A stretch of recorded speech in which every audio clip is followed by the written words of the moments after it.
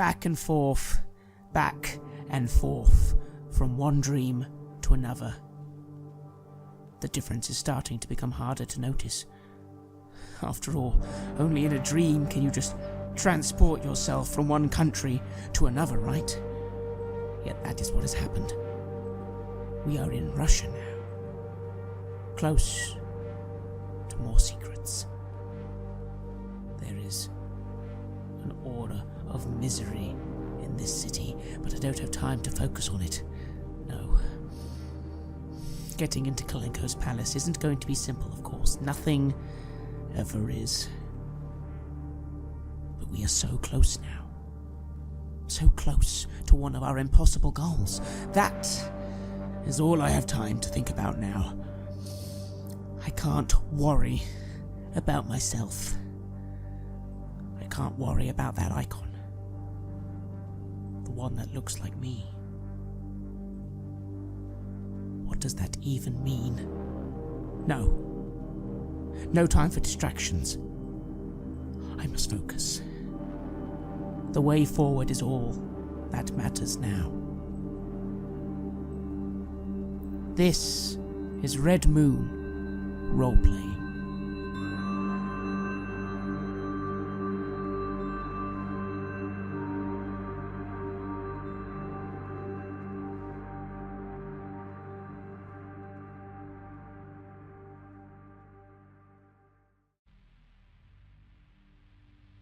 You see the photo and you recognize 3 of the people on there. The wife and the 2 daughters. They are the 3 women. The ones hunting you. There are 4 names written on the back. Nikolai, Jelena, Aljona, and Katya. Could we have this photo, sir? It'd be useful for the research we're writing. Yes, of course. The man on the photo is a long, thin man. He's got a small goatee. Wears a nice-looking suit, as if he's quite well-to-do. I've heard mentioning of this place, but it's been mentioned as Kelenka's palace. Do you know why they would make that reference?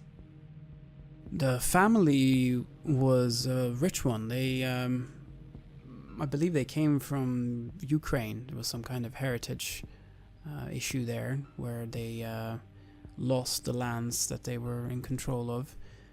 And then they came to St. Petersburg, which then became Leningrad. They were able to retain their wealth somehow, even after the revolution. It's odd. That's why that place is referred to as the palace, because, well, it was a lot nicer than the homes that you're supposed to have. Right. And then burned down. You just think the addressees or the people of the area just moved the houses along or something like that? What other explanation is there? If you want to know more about Kelenka, I would suggest you speak to my friend Yuri. He works at the GRU. Bjorn, the GRU is the military intelligence. Oh yes, I know. I look at the photo and then I look up at Carver and I make a nod of a recognition about the women to see if you have the same reaction. I share the nod and I sort of pocket the photo. And I sort of say, thank you for your time, we should probably be going. All right, but I'll be interested to, of course, meet with your GRU contact. Yes, Yuri, he's a bit obsessed with that house. He visited there during the war and he met Kelenka, one of the few people who have actually met him directly. Were you working for the GRU yourself? No. He can be found in the GRU offices on Moskovsky Prospect. Very good. Okay. Oh, wait a minute. He taps his head a little bit. Ah, yes, but he doesn't just see anybody, does he? Let me just do this. He digs up a piece of paper and starts writing down a couple of sentences in Russian and puts it in an envelope, sealing it with a sigil.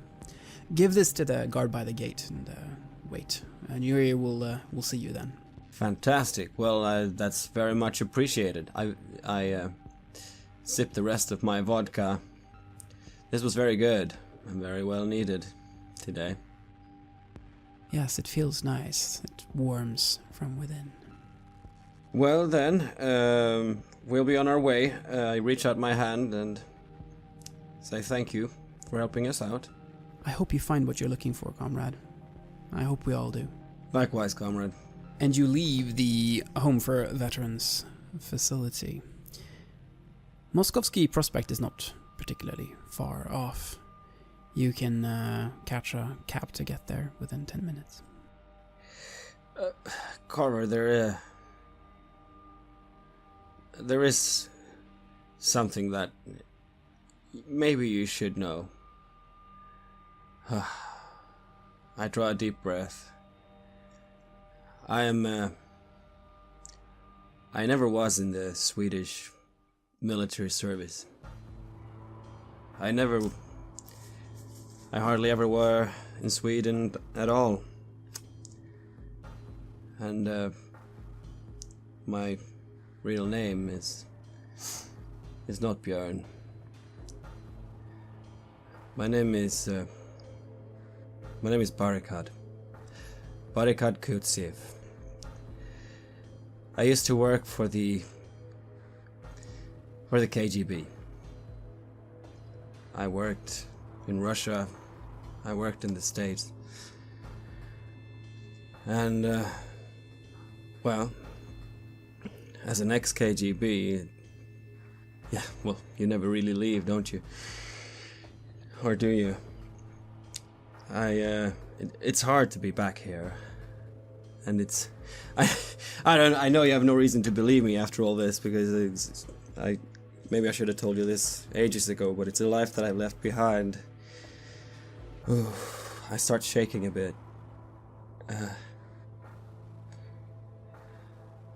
And well, well, if something comes up, I thought maybe it's best that you know why some things might act out as they do. And Vova, the man in the mansion, the sniper that saved our lives, he was in the service with me. I don't know where he is now, but there it is. But please, just keep referring to me as Bjorn, because I'm doing that myself. So, wait, what's the deal with Bjorn anyway? What's the deal with the business front? Is that what it is, a front? It's not a story I love getting into.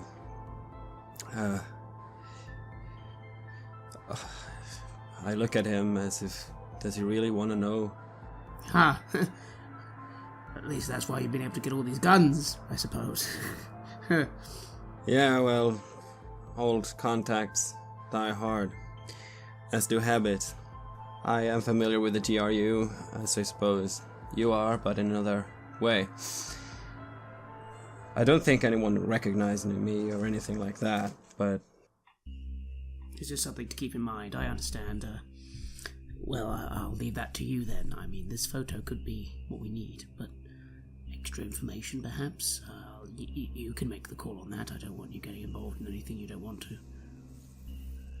I stop for a minute and I rub my forehead and I close my eyes and... the photo, do you mean that could somehow open up the gate to the palace, or... Yes, I mean, it's a photo of the people who lived there. It may have even come from there. It might be enough to open a way. I mean, I don't...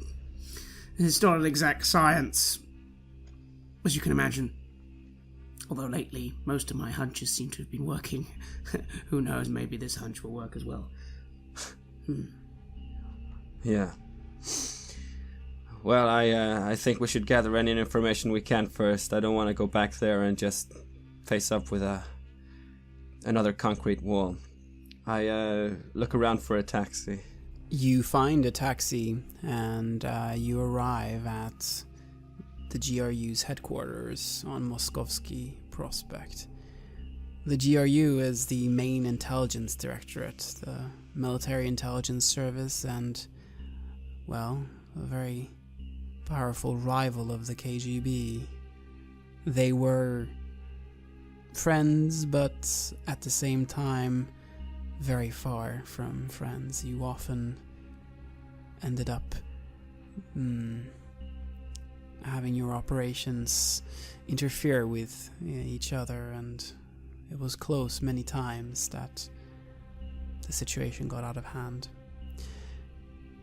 You hope that none of the people from the GRU that you have met will be here. But there is only one way to know for sure. The GRU's headquarters is a small, discreet building. It's got the blinds down and a newly plastered facade. Guarding the entrance are 4 soldiers armed with Kalashnikov AKMs. There's a lieutenant that stands together with them. They have a lot of security for a simple office. Perhaps also because of the coup, or, well, because it's the GRU. It's probably connected. As I step out the car on Moskovsky Prospect, I eye the guards, the building. I'm not sure if I've been here before. And I start moving up to the guards. You move up to the guards. The lieutenant moves up to you and stops you. Halt, he says in Russian as you approach. The guards, you see, they're releasing the safeties on their rifles and are holding them at the ready. I put down my duffel bag beside me and I hold up both hands in the air, the envelope in one of them. Good afternoon, Lieutenant. We have a message to deliver to Yuri. I see. He looks at the letter and reaches out his hand. I hold it over. He looks at it, opens up and puts it back in. Looks a bit surprised. Wait a bit, he says. He disappears into the building. You see that the guards appear to relax, but they remain cautious. Some minutes later, the lieutenant returns. Colonel Chazov will see you. He starts leading you in. Thank you, Lieutenant. He shows you the inside of the building, leads you past offices with tapping typewriters and up to a door marked Colonel Chazov. It's written on a copper plaque. He opens the door and says, "These are Captain Lebnovitz's friends." Points for you to go inside and moves away. I go inside and I greet the colonel. He stretches his hand out and nods to you. Is this a man I recognize by title or anything, or by face? You do not recognize him specifically. The GRU is a rather large organization. You were not in contact with their Leningrad branch, so you have not met this man directly, although you can't necessarily say the same thing for the people in the offices there. There are quite frequent transfers, so it's probably a good idea to make this visit short and to not, outstay your welcome. The room that you've come into, by the way, it's a large corner office with 4 windows. Walls are also here lined with maps of Leningrad, its local surroundings, and the Soviet Union. There's a thick white carpet that covers the floor. A fireplace occupies most of the right wall. And there's a desk with 4 upholstered chairs in front of it. He moves back behind the desk. He's a heavy-set and bald elderly man. He's got an impeccable tailor-made uniform. Several scars create an irregular pattern on his brow, while his right ear is misshapen. I come in and I take a chair. We're here visiting the city and looking at some old buildings, me and my colleague, and we were directed to Captain Lebnovitz, and we had a pleasant meeting with him. And we came to talk about a certain house, a house earlier referred to as Kelenka's Palace, on Bolshoi Prospect 38, and your name was mentioned. We couldn't help but wanted to investigate a bit more, seeing as the house has suddenly disappeared, it seems, and, well, he recommended that we sat down and had a little talk. He's carefully taking notes of everything that you say as you are speaking. What do you know about Kelenka? He asks. We know that he was a pretty well-to-do man, that he came from Ukraine after some sort of inheritance dispute, and that him, his wife, and his 2 daughters had an orphanage there. Yes, that is correct. I have something to tell you. During the fall of 1941, my youngest brother, Boris, he was taken to the Kelenka house after our parents' deaths. I was at the front and didn't hear about it until December, some months later. I came back here and I went to the house to collect Boris, but Kelenka told me that my brother wasn't there. I see. He was obviously insane, Kelenka. You could see it on him, clear as day. So, young and foolish as I was, I tried to force my way into the house. He had his men shoot me and throw me into the street. I would have died if I hadn't dragged myself back to my regiment. It was spring before I'd recovered enough to go back. By then, the house was already gone. It must have been bombed by the Germans. I can see no other explanation. So your brother, he was there? He was, but I couldn't find him. Before they shot me, I found this. He shows you a handkerchief. It's bloodied, very, very old blood. There's a small bear embroidered on it, and the name Boris. Our mother made this for him. It would have been an important memory of her, of his mother. He wouldn't have given it up without a fight, and then there it was, just lying there on the floor without him. I see. You can see Yuri doing his absolutely best to hold back his tears. He's failing. I'm sort of impressed by this, seeing this colonel losing his brother and this strong emotions after all this time. Yes. Carver. This is an artifact from the house. Perhaps it will be enough to trigger the dreams. Yuri, I know this is going to sound like a very strange request. It might be possible for us to lay to rest the spirit of your brother. That handkerchief, I'm sure it's important to you, but it could be really important for a lot of things if you let us have it. He's still fighting the tears. He leans down and reaches for a bottle and puts forth a glass for each of you and pours up some vodka, and is drying his eyes discreetly as he does so. The more I learn about this Kelenka, the more I feel he did. I do not believe he was a good man. I believe the whole orphanage probably was a front for something far worse than anyone knew. We'd like to uncover that. That handkerchief might be key. I know that sounds very strange, but you have to trust me on that. It's such a painful memory. Perhaps it's best if there's any chance that you can make this better, if you can perhaps find him, because I don't think that Kelenka died. If you can find Kelenka, he's out there somewhere. I can feel it. Can you kill him for me? kill him when you find him? 2 in the chest, 1 in the head. Can you do that? I sort of look to Bjorn at this.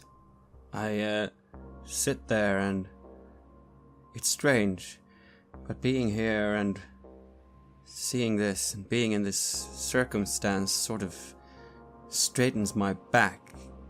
It's almost unknowingly changing my posture and the feel of me. I'm feeling like a soldier again. And when he says that with such a knowing way, I pull out my gun and I put it on the table in front of him.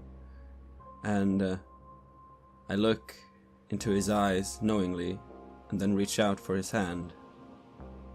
You have my word. He takes your hand and he lifts the glass. I lift the glass as well. For Boris, he says. For Boris. You'll have to excuse me, gentlemen. I'm an old man, and thinking about these memories it's tough. I'm sure you understand. I do, more than I want to. And I take the gun back and holster it, and I pick up the handkerchief and I hand it over to Carver. It is just a handkerchief, yet it is so much, much more. Yes, we will do our best to help you. We will do our best to help everyone. I feel a little guilty because part of me doesn't really care about this man at all at this point. Not anymore. I just needed to get the handkerchief, but it sounds to me easy to promise a death. How I've changed. Thank you, sir. We'll leave you to your duties and your business. I stand up, Colonel, and I nod and start for the door. And he turns his back on you, and you think you hear a sob as the door closes behind you. I want to get out of here as quick as I can. I don't want to attract any attention. I'm at unease as it is. You move through the office past the tapping typewriters, and you make it out to the street again. Moskovsky Prospect, outside of the GRU offices. Now what? Okay, Bjorn, I think this could be it. You've got your bag, you've got the weapons, yes? Yes, I have it. I left it with the guard as I came in, and I'm picking it up again from them. Are you ready? This might be dangerous. Yeah, as ready as I can be. Let's take a cab and get back there as soon as we can. On the way, I sort of just mentioned that, you probably don't need me to tell you this, but I think it's quite obvious. Kelenka, unknowingly, knowingly, he was a servant of Chikiril. It all makes sense. An orphanage for children, suffering children. This all began in an orphanage for suffering children, and I believe... I reach into my pocket, noting then suddenly that obviously so many of the books I had are now in a hotel in Berlin somewhere. I swear it'll let this and go, fuck. I'd show you some scripture, but, you know, it's the children. It's always been about children. It's one of his sources of power, you see. The suffering of children, I believe. It's one of his fears. I think that's why it's always been about them. The children cursing children, and then the children who then grew to then become incarnates, and I feel this is where it began. That explains his connection to an orphanage. What better place where 700 children are being brought in? That reminds me that... Are you familiar with the 900-day siege? Do you know of there was a starvation, there was a huge famine, and there were cannibalism going on. Yes. And, my hair stand on end as I talk about this. Seeing these 3 women, if that was his wife and his 2 daughters, do you remember seeing them in, well, the other place that they were carrying meat hooks? I do. I'll be honest with you, I thought they symbolized something far greater than that. I thought they were some sort of demonic, celestial beings. But maybe it's possible they're just another distortion, another, like the people we saw in the dreams. Maybe they just became those people. Maybe they were just mortals, like us once. Maybe the whole thing is... Maybe they're just like heralds or servants. I don't know. But somehow they become immortalized. I mean, I couldn't fire at them. They're not physical beings anymore. I remember from the mansion that I tried... Well, I couldn't help myself but fire at them, and, well, nothing happened. So whatever they are, they're not... They've somehow, I don't know, ascended? Is that what you would say? Or descended? Kelenka, I think he's alive, in some form. I think he's hiding the location. Maybe it's all part of the Incarnate's plan. Oh, it's going to be dangerous. That much I'm pretty sure of. Well, we'll have each other's backs, as we've had so far. Just another break and enter, right? Let's steel ourselves and let's do this. We get a cab and try to get back there as soon as possible. Yes, and you find yourself again standing in Bolshoi Prospect before House 37 and House 39. Carver, this is the right place to be, but the wrong realm. You need to find this place in your dreams. That is what has led you here, and that must be where this place now rests. Within the dream world. I frown a little as I look at the location, I look at the item. I got anything be more simple. What do you mean? You're going to laugh, Bjorn. We might need to get a hotel room again. Huh. Well, we would eventually, I guess, at some point anyway, unless we were planning to magic ourselves back to Berlin by this evening. Let's see what we can find. Is the old man still there? The old man is indeed still there. He's still sitting there reading his book. There's still a little bit of rain falling. Still smoking. I go over to him. Did you find what you were looking for? Yes. The captain was most helpful, and he directed us on to Colonel Chazov, so we've been making quite the tour of the town, thanks to you. Good. I'm happy that at least one of us is finding what they're looking for. Might I ask for another favor now that we're here? We would need a place to stay for the night. Do you have anything nearby you would recommend? My son's apartment is empty right now. It's in the same building here. Give me a few rubles and it's yours for the night. That sounds like just what we need. I unfold a few bills and what would be appropriate, and I hand it over. A little extra, maybe. Good. This will help, he says. I hope it will. And he shows you the apartment and gives you the key. Give it back to me in the morning. I'll be outside here. I'm most always outside here. My name is Vitali, by the way. Vitali, it's a pleasure to meet you. I am Barikat. It's nice to meet you, Barikat. Yes, what do? You now find yourself in this apartment. It seems like someone used to live here. Someone has moved out of here. There's only a bed and a desk, and nothing else really left here. One bed? There is one bed, one double bed. This is cozy. What do we need to do? Right, okay, Bjorn. We should get some food. I start searching around in my pockets, not of the new stuff I'm wearing, but the smelly, sewer-ridden clothing that we packed away. And I hopefully am relieved to find that I probably still have a few bit of incense and candles and stuff because I packed them in my pocket for that ages ago. So I'll be like, great, good, this will do, this will be enough, probably. I'm going to give us some protection, Bjorn. I mean, it might not do anything, again, but better safe than sorry.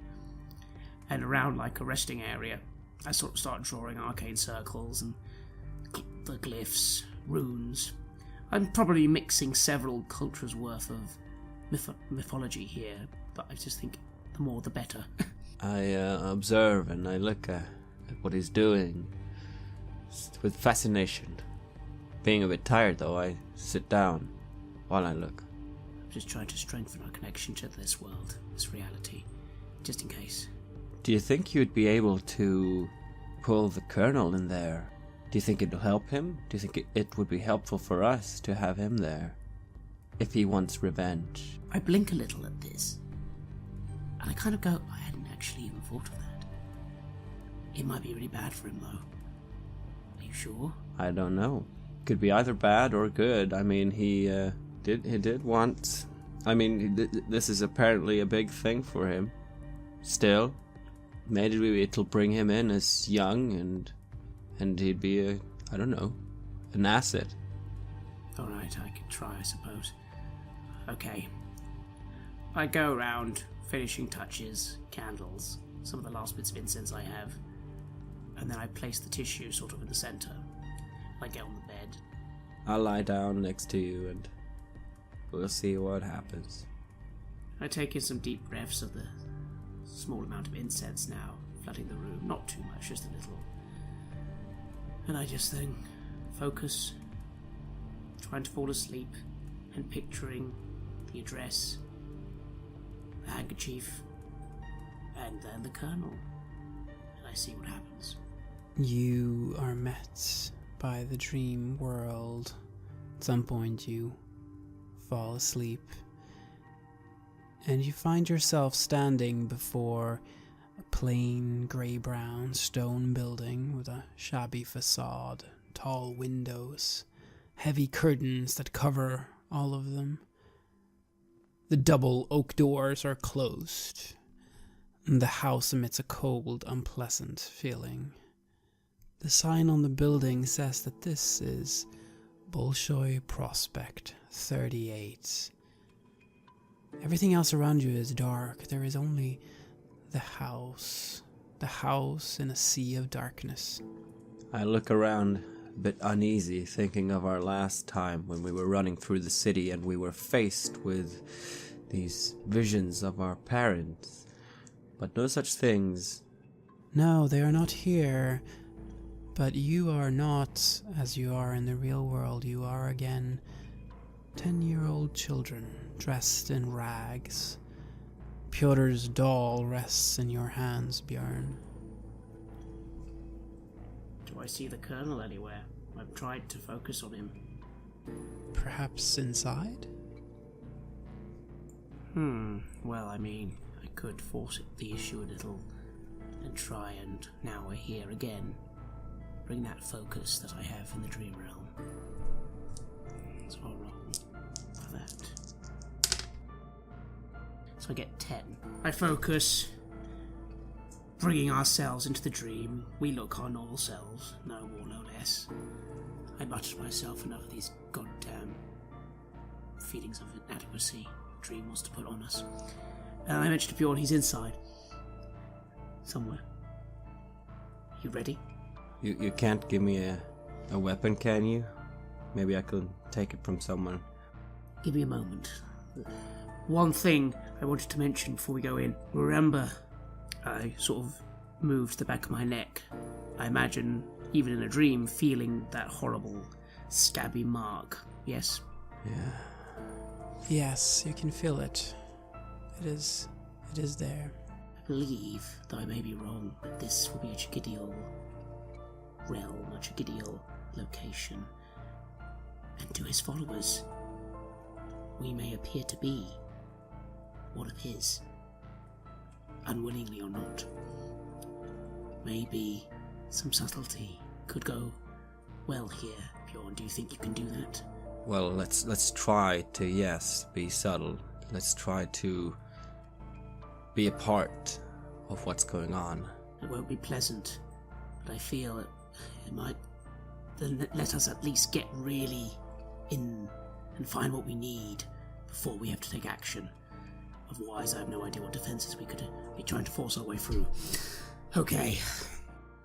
As you're saying this, that it won't be pleasant, I get a quick flashback to what happened in the camp and the guards and the overwhelming feeling that happened there, and I shudder a bit.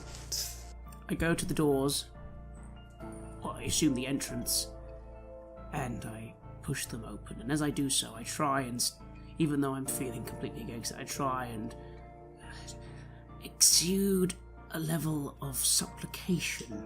I'm trying to make myself feel as if I am someone who's coming here respectfully, rather than the aggression that really is deep down in me at this whole scenario. You open the doors, and they open onto a dark hall with a high ceiling.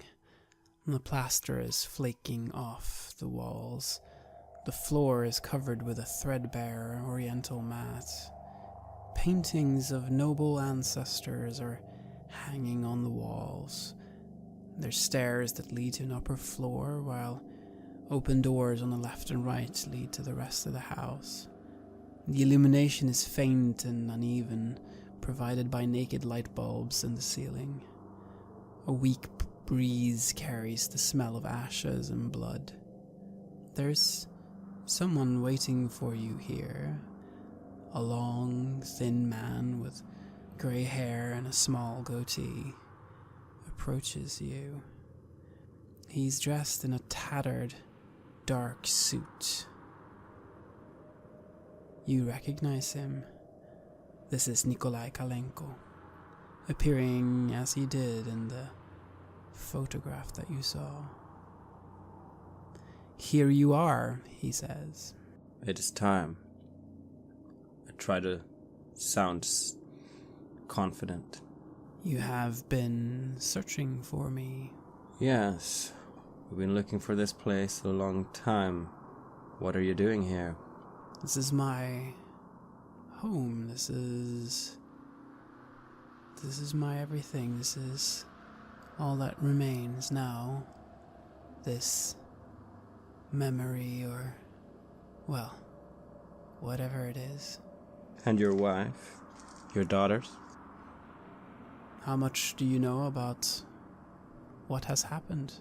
It would seem that you have been up to some very bad things. Sometimes our stories take tragic turns, don't they? The story is tragic because our family is special.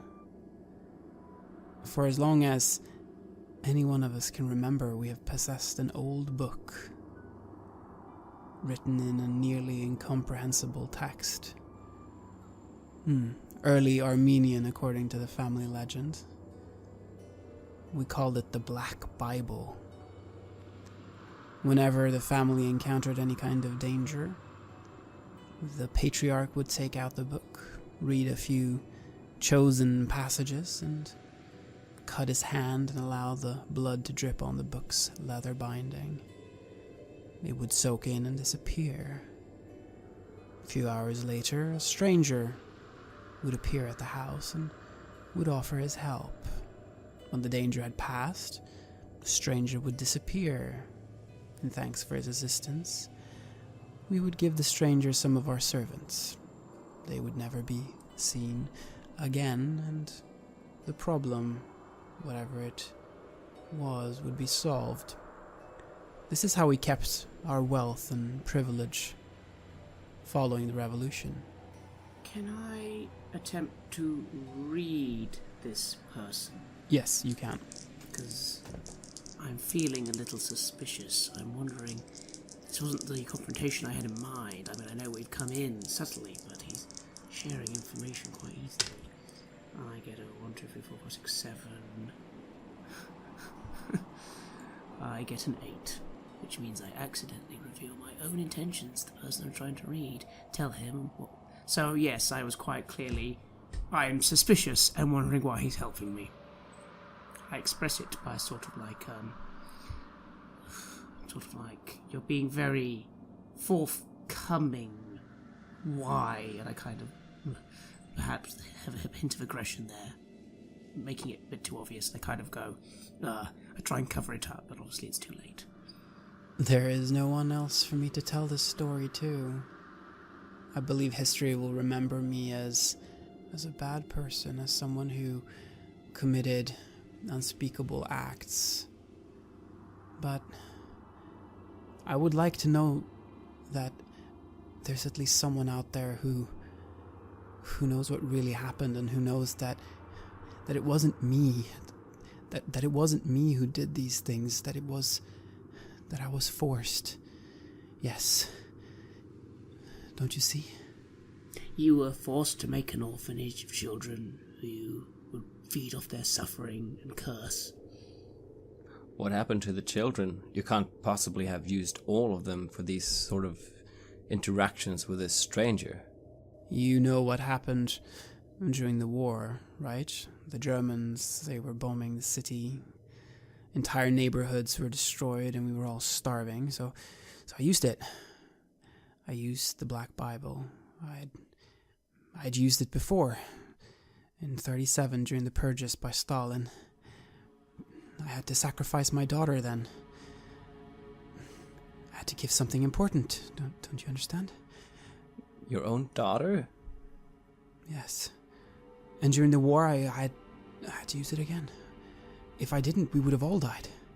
My wife and daughter, they begged me not to use the book for fear of what we might lose, but I had no choice.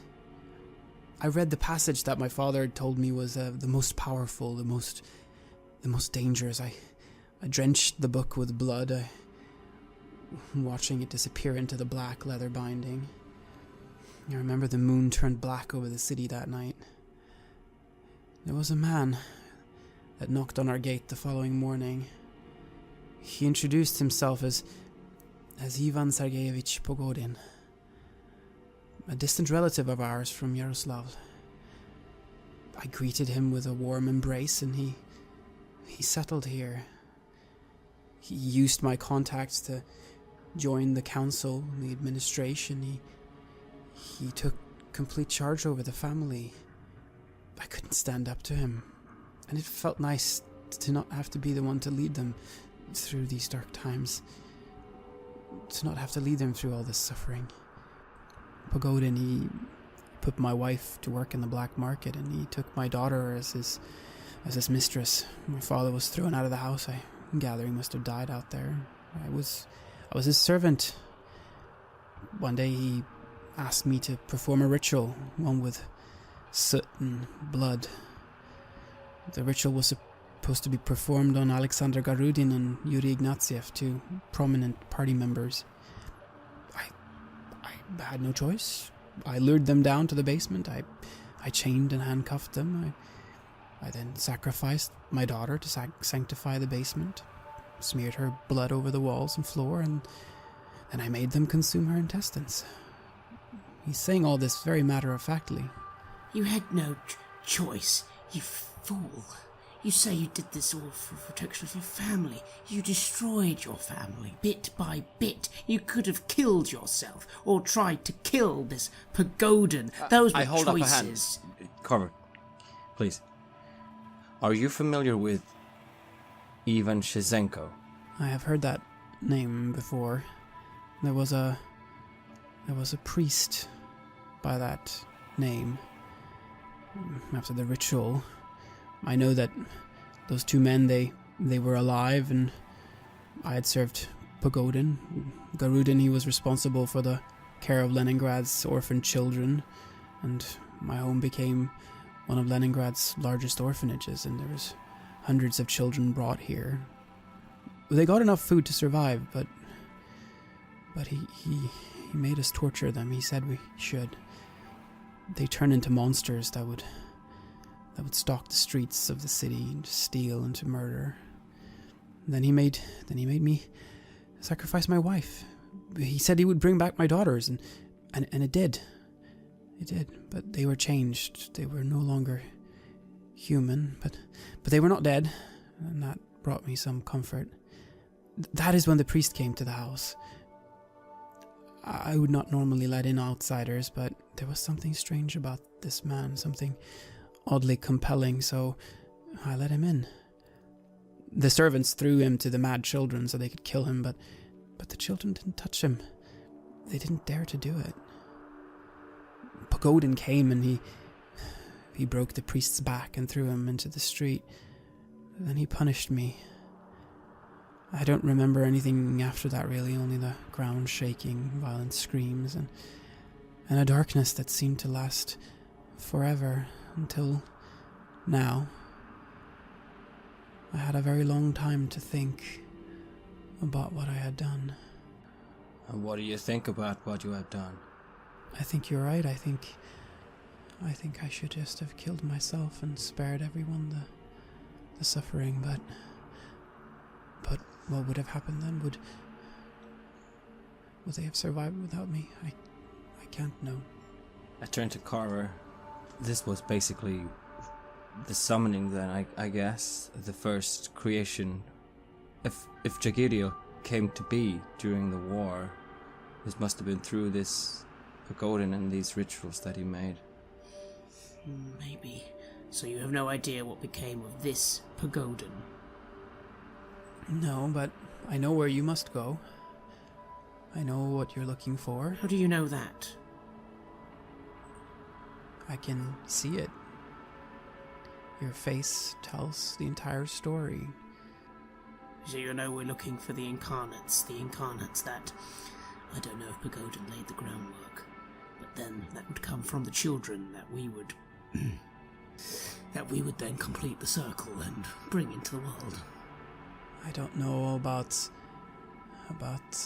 Pagodin's plans, but I know that what you're searching for is waiting down below. You need to go there using the elevator. That's the only way to get to where you're going. What feels do I get from this person? Is he telling the truth?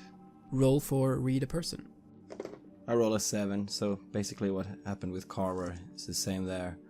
I try to feel if he is telling us the truth, and I feel burning in my mind the promise that I made to the Colonel that we were going to kill this man for what he has done, for the disappearance of Boris. And I stand there reading, and then I make as if going for to attack him, but I change my mind halfway through, giving him an opportunity to defend himself. He instinctively just raises up his hands to protect himself. He doesn't seem to be armed or anything. You do what you must do. I feel anxious. We promised him, and he's done some very bad things. I don't know if I will get another opportunity, and I don't know if it matters what I do here either. But he looks real enough, doesn't he? I clench my teeth, and then I go for a punch in the stomach of him. He bends over and is trying to catch his breath. And then I put an elbow on his back to get him down on the floor. Yes, that is what happens. He is not fighting against. As he's down there, I sit over him and I start choking him. Choking the life out of him. I turn to look, quite impassive about the whole thing. You choke his life out of him, whatever that means in this place. He is still. I let my hands go from him and I shake it off. And what do you think, Carver? Are we going down? I press the button to summon this lift. It's a large freight elevator. Its cage doors are yawning open. There are no buttons in the elevator. It reeks of stale urine and every surface is begrimed with filth. Do you step inside? I follow him. As you step inside, its doors close with a shuddering snap. The elevator starts moving. Trembling, squeaking cables lower you deeper and deeper into darkness for what feels like an eternity. A flickering light bulb illuminates the oily shaft that you can see through the bars. After an eternity, the elevator stops, and the doors groan open. You can sense a diabolic stench of blood, rot, and fear-tainted sweat that rushes over you. You're standing at the bottom of an infinitely tall shaft. Around you there is a labyrinth of grand halls, long corridors, and deep pits. Stairs and aged elevators connect the maze's different levels. It stretches as far as you can see, mile after mile of twisting corridors, wreathed in a dark, oily smoke. Thousands of voices scream in pain and cry hysterically, meshing into a hideous cacophony.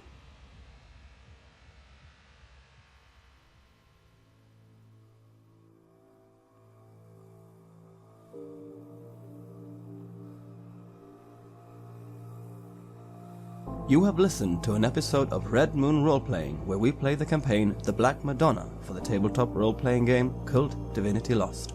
The Black Madonna was originally constructed by Gunilla Jonsson and Mikael Petersen in 1991, with additional material for the 2017 edition by Marco Berman, Mattias Fredriksson, Petter Nallo, and Robin Liljenberg. KULT Divinity Lost is published by Helmgast. The music was created by Atrium Carceri and is used with permission from their label Cryochamber. Visit cryochamber.bandcamp.com or their YouTube channel to hear more excellent dark ambient. A new episode of Red Moon Roleplaying is released every Friday. Please like our Facebook page and give us comments, input and feedback there. You can also visit us at redmoonroleplaying.com. Finally, a big thank you to all supporters. If you want to show your appreciation and encourage our work, look out for us on Patreon and see if you want to support the show there. While the show will always be free of charge to our listeners, Patreon supporters will have access to extra material, such as a bonus podcast where we answer your questions about the campaign and role-playing games in general. If you just can't wait, you can even get access to the full-length, raw and unedited versions of our gaming sessions way before they are released as finished episodes. Thanks for listening. Looking forward to meeting again next week.